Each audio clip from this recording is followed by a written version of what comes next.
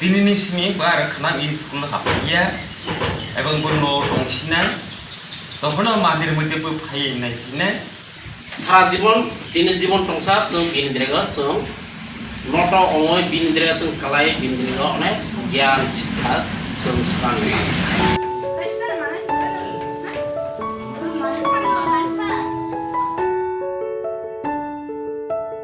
উনি ছাত্র জীবন হইতে আমরা একসঙ্গে পড়েছিলাম বাইশচন্দ্রপাড়া জেবি স্কুল, তখন জেবি স্কুল ছিল। এরপরে ওখান থেকে পাস হয়ে ট্রান্সফার হয়ে আমরা নতুন বাজারে পড়েছি একই সঙ্গে একই ক্লাস। এরপরে শিলাশরীতে পড়েছে।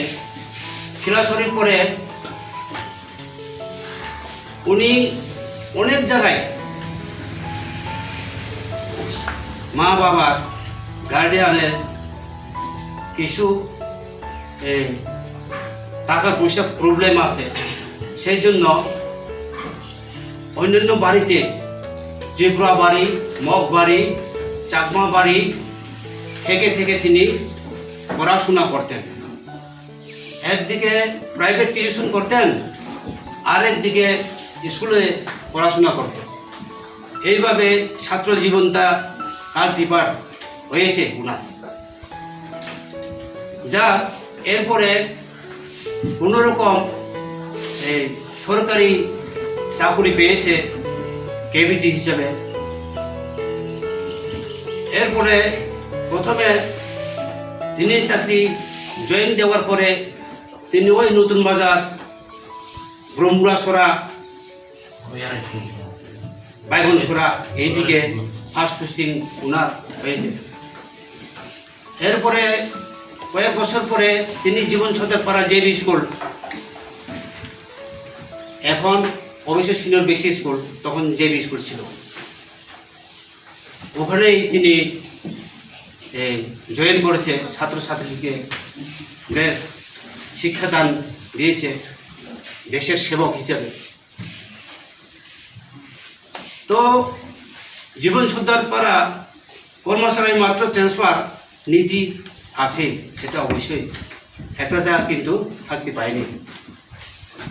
তাই বলে ট্রান্সফার হয়েছে তুইসামাতে, তুইসমা উসুইপাড়া জেবি স্কুলে। ওখানে বেশ 3-4 বছর হয়ে সাধুকৃষ্ণপাড়া জেবি স্কুলে 2009-এ এখানে এসেছে। তো এখানে আসার পর 11-12 বছর বোধহয় হয়েছে। তো ওনার